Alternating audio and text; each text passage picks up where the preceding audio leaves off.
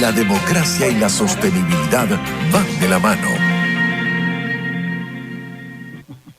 Y ya en línea nuestro amigo Pedro Afonso del Pino, con quien estamos dándole una vuelta al mundo, podemos decir ahora que al mundo, con esto de confrontar cómo funciona la gestión municipal en Venezuela frente a otras partes del mundo. Es Pedro Afonso del Pino con quien estamos haciendo este estudio comparativo. Él es abogado, investigador, profesor de Derecho Constitucional y experto en el área municipal. Su Twitter o X @Afonso del Pino. Y me dice por ahí Jessica, Pedro, que vamos para Islandia hoy. A ver, cuéntanos. Bienvenido. Hola María Alejandra. Bueno, sí, vamos a cruzar el océano a Europa y nos vamos por uno de sus estados que está más al norte. Recordemos que Islandia es una isla, pero que en invierno creo que nada más tienen 4 horas de luz y en verano prácticamente no anochece, ¿no? Están muy cerca del Polo Norte, una isla que tiene unos 100.000 kilómetros y que no llega a 400.000 habitantes. Es decir, creo que el estado de Anzoátegui que tiene más habitantes que toda Islandia. Bueno, una isla particular, una isla que fue colonia danesa y que en el siglo XX alcanzaron su independencia cuando Dinamarca estaba ocupada por los alemanes en la Primera Guerra. Y es una isla que a nivel, bueno, tiene un gobierno parlamentario. A pesar de que es una república, no tienen rey, tienen un presidente y un parlamento con un primer ministro. Y a nivel municipal tienen 79 municipios. Dato curioso, porque ellos han venido más bien reduciendo municipios.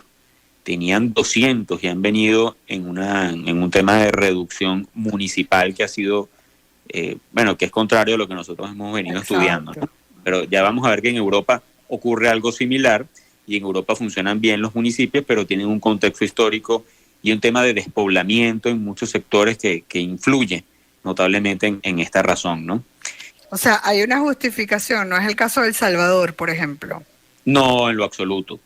El tema de Europa es que Europa tiene muchos pueblitos pequeños, rurales, y en los últimos 30 años han vivido un despoblamiento importante. Además, recordemos que la tasa de natalidad en Europa es menor y muchos de estos pueblitos que llegaron a tener quizás 500 habitantes en el pasado y tienen menos de 50. Entonces han surgido muchas leyes de fusionamiento porque al ser tan pequeños el sistema parece que no los puede mantener, ¿no? Entonces ahí está la razón. No es el caso latinoamericano que no vive este contexto. Bueno, el caso de Islandia, tenemos 79 municipios. Ellos eligen a un consejo municipal que tiene entre 3 y 15 representantes, dependiendo de la población de la ciudad. Son municipios que se ocupan típicamente de lo municipal, igual que en el resto del mundo. Se ocupan de escuelas públicas, de transporte, del uso del suelo, si es residencial, industrial, comercial, del tema de la recolección de la basura, de la vivienda y también del tema de servicios sociales. Y este consejo lo que hace es escoger, ya sea entre ellos o puede ser un externo, a un gerente de la ciudad. En las ciudades grandes se llama alcalde y en las ciudades pequeñas los llaman gerentes comunales. La gente, bueno, se preguntará, ¿y estos qué son? ¿De partidos? ¿Son profesionales, independientes? Bueno, la idea es que el gerente de la ciudad sea un profesional, sea alguien que sepa de estos temas de administración de la ciudad, pero en una parte de la investigación que pude hacer, hay una parte donde son notablemente miembros de partidos y también hay otras ciudades que simplemente son independientes, generan consensos y estos administradores son absolutamente profesionales de carácter independiente, que son los que llevan el poder ejecutivo. Eso es lo que vemos en Islandia, también funciona en su capital, que bueno, ya la capital alberga la mitad de la población, 200.000 habitantes. Pero bueno, es una isla muy particular, es una isla cuyos datos económicos han mostrado un crecimiento importante, es una isla que se ha convertido en un destino turístico para la gente que quiere conocer esas latitudes en su mayor ingreso, una isla que lo que hacía simplemente era exportar bacalao, hoy lo que hace es vivir del turismo. Y bueno, creo que merece la pena investigar un poco más de cómo funciona el tema local. Porque nosotros pudiéramos pudiéramos aprender mucho de eso, porque si hay un país que puede ser turístico en toda su extensión es Venezuela, ¿no? Pero somos potencialmente turísticos. Yo creo que todavía nos faltan poner muchos acentos sobre esas IES, ¿no? Para que entonces podamos tener un país realmente turístico. Pero háblame de la génesis en particular, porque en los casos anteriores la mayoría, pues sobre todo en América del Sur y en algunos países de América Central, lo natural venía de España, ¿no? No sé si ellos vienen con un tema particular. En su génesis de dónde quizás han tomado alguna referencia o no sé si tienen una naturaleza propia. No, es una isla que fue conquistada por los vikingos. Exacto. Y justamente los vikingos vienen de lo que llamamos hoy actualmente los países escandinavos, que es Noruega, Suecia, Dinamarca. Y la isla fue formalmente ocupada por Dinamarca, igual que Groenlandia, que está al lado. Pero en la Primera Guerra Mundial, Islandia aprovechó, hizo un referendo y se independizó. Siempre fue una isla rural, una isla, como te digo, vivía de la pesca, con poco desarrollo, más bien fue un reto siempre poder desarrollar la isla. Y en un momento dado, quizás cuando nadie... Sigue produciendo bacalao, ¿no? Sigue produciendo bacalao. Sigue produciendo, sí. Pero anteriormente era simplemente una factoría pesquera, no tenía mayor desarrollo. Inclusive, la isla llegó a ser en un momento cuando nadie en el mundo hablaba de emprendimiento, Dinamarca generó una especie de distrito especial a una compañía para generar emprendimiento en la isla. Estamos hablando de hace muchas décadas, ¿no? Para tratar de generar algún ingreso extra o alguna cosa diferente en la isla que no fuera la pesca. Y bueno, al final se logró con éxito. La isla, inclusive en momentos de crisis de Europa, la isla ha seguido creciendo económicamente. Entonces su influencia es danesa, es de Dinamarca. Ellos todavía tienen denominaciones inclusive que vienen del mundo anglosajón. Ellos, por ejemplo, entonces es parlamentaria, básicamente. Es un sistema parlamentario, correcto, de alianzas. Tienen un presidente, que creo que es presidente desde el 2005, que es una figura simbólica, y tienen el primer ministro que depende del parlamento. Inclusive el parlamento de Islandia, ellos afirman que es el parlamento más antiguo del mundo. Dicen que su funcionamiento ancestral parte del año 900 después de Cristo. Inclusive es una atracción turística en la isla, es una especie de anfiteatro al aire libre en donde se reunía la población para debatir sobre los asuntos. Y bueno, y más allá de esto que nos acabas de mencionar y ese atractivo histórico, no sé si en la práctica han llevado, los parlamentos son ejemplos, ¿no? Porque a mí me encanta siempre hablar de parlamentos porque, bueno, es donde la gente parla, donde la gente participa y qué tomar de positivo y qué te parece negativo acá, porque ya estamos aclarando que el hecho de que hayan reducido la cantidad de municipios no tiene nada que ver con lo negativo que vimos esto en Salvador, ¿no? Sí, correcto. Es decir, la técnica de reducción de municipios quizás, bueno, debe ser aplicable en Islandia, yo no la veo aplicable en América Latina. Exacto. Es una isla, esto tiene ya particularidades especiales al ser isla, y tiene una población pequeña.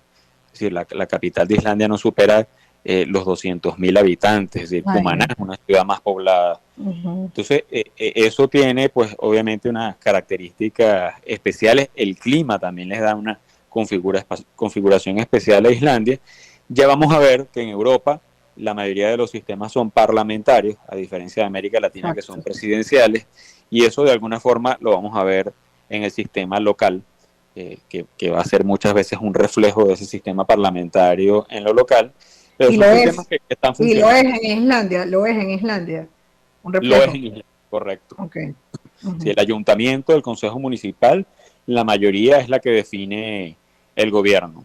Como por cierto era en Venezuela antes de los 90, ¿no? Era el sistema donde el alcalde era el presidente del consejo municipal y dependía de la mayoría parlamentaria, o de la mayoría del consejo, pues. Sí, y en aquel momento en Venezuela igual se elegía a ese, porque era un concejal más, ¿no? Se En elegía Venezuela, igual. claro, el presidente del consejo tenía que ser un concejal más. Tuvimos durante un breve tiempo, que fue la reforma del 78, tuvimos la figura del administrador municipal, que estuvo inspirado en la legislación estadounidense. Pero ese administrador no llegó a funcionar, no tuvo la independencia y la categoría que se quería, que era algo similar a lo que estamos viendo en Islandia, un gerente profesional fuera de su seno que pudiera gerenciar la ciudad. Eso en Venezuela estuvo en ley, pero no funcionó. Ahora, Pedro, más allá de estos formatos parlamentarios, porque es interesante conocer cómo funcionan los sistemas políticos en cada país para ver que siempre estamos haciendo ese ejercicio para tomar lo bueno, tomar lo malo, bueno, más allá de la cultura y los formatos establecidos en ley, ¿no? Para esto. Siempre el municipio viene siendo ese más cercano a la gente, sucede así en Islandia y no sé con los otros niveles de gobierno. Si esto va a cambiar al estilo, porque venimos del estilo presidencialista, entonces está el presidente, o sea, pudiéramos decir del estilo ejecutivo más que parlamentario. Claro. No, sigue siendo el municipio la entidad más cercana a la gente. Sin embargo, ¿qué cosas hay que podemos resaltar? Bueno, que en los países pequeños, con población pequeña, los gobiernos nacionales siempre suelen tener más repercusión. Exacto. Pero y hay el intermedio de gobierno, allí, ¿cómo se llama? No, De gobernaciones, ahí no existe, no existe. ¿verdad? Existen los distritos y regiones administrativas, pero no son autónomas, son simplemente divisiones a efectos estadísticos o efectos de desconcentración. De coordinación, quizás. Exacto, no tienen ningún tipo de Pero carácter. que no hay mucha justificación porque no son tan poblados, ¿no? Y sería un gasto público tremendo e innecesario. Exactamente. Y también otro rasgo que vamos a encontrar en sistemas parlamentarios es que los parlamentarios están muy arraigados a su circunscripción, a su circuito. Es decir, suelen tener oficinas de comunicación directa con sus electores, tienen más allá de las líneas partidistas nacionales, responden mucho a sus electores. Eso quizás en este lado del océano no lo vemos. Nosotros a veces elegimos a un parlamentario y bueno, la población no lo ve más hasta dentro de 5 años, ¿no? Y responde a directrices nacionales de su partido, de su fracción parlamentaria. Vamos a ver que en los sistemas parlamentarios, en muchas regiones, el parlamentario está, más allá de su partido, muy ligado a su localidad. Eso también le da fortaleza, obviamente, al parlamento y representatividad de la gente. Y estos parlamentos funcionan con un solo nivel de cámaras, ¿no? Porque acuérdate que hay cámaras de senadores, cámaras de diputados, y en la antigüedad, por ejemplo, en Venezuela, pues los diputados, creo que eran los diputados que se dedicaban más a las regiones y los senadores se ocupaban más de los temas centrales. Entonces, no sé cómo funciona esto en sistemas parlamentarios y quizás de estos transitando o quizás manejan la bicameralidad. Varía dependiendo del estado. Islandia creo que es unicameral, la verdad es que no estoy seguro. Okay. Pero varía en cada estado. Ya que vamos a transitar eso, vamos entonces siempre a verificar ese detalle, porque esas funciones son importantes, ¿no? Porque igual nosotros tenemos la asamblea, porque igual los municipios o los consejos municipales son a los consejos regionales y a la Asamblea Nacional, siempre son parlamentos en distintos niveles y siempre cada uno de ellos son electos de acuerdo a su parroquia o a su municipio o a su estado, ¿no? Dependiendo del nivel de gobierno. Entonces, y eso es importante, que se mantenga la representatividad de quienes los eligen, ¿no te parece? Sí, por supuesto, así es, exactamente. Y lo que hay que resaltar es que la representación de estados y el abogo por los estados sí es un invento americano, porque eso sí es función de los senadores. Y eso es un invento de los Estados Unidos que fueron los creadores del sistema federal. Ok. Bueno, que funciona bien y lo vimos en el estudio, ¿no? Correcto, exactamente. Sí. Y que Venezuela lo tuvo a lo largo de toda su vida republicana hasta el año 1999. Sí, pero bueno, no quiere decir que nosotros y nuestra constitución, tú que eres abogado constitucionalista, nos puedas decir que no somos un país por constitución que debería ser descentralizado. Somos un estado, nuestra constitución dice que somos un estado federal Exacto. descentralizado, lo cual es una redundancia absoluta, porque todos los estados federales son descentralizados, pero en la práctica, constitucionalmente, no estoy hablando de lo que sucede en el día a día, que ya sería otro análisis, pero la Constitución tiene contradicciones con el sistema federal. Quizás la más importante es la que no exista un Senado. Nuestro sistema de ser unicameral no garantiza la igualdad entre los estados en la representación del poder legislativo. Entonces, eso ha sido una de las críticas constitucionales más importantes a la Constitución vigente. Es decir, hay que volver al Senado para volver a una de las cosas pilares elementales de un federalismo en el mundo. Ya. Un detalle para finalizar, y ya que vamos entrando a estos, en su mayoría, países donde vamos a ver más el análisis parlamentario, ¿no? Que igualmente se mantiene a nivel municipal, pero entonces se elige dentro de ese parlamento quien lleva la presidencia, que no sé si al final tiene alguna función ejecutiva, volviendo a Islandia. Sí, la mayoría del consejo es el que elige a este gerente de la ciudad, alcalde o gerente comunal en las ciudades rurales, y depende de la configuración de los partidos políticos, de quien haya obtenido la mayoría. Eso es una elección que se hace cada 4 años.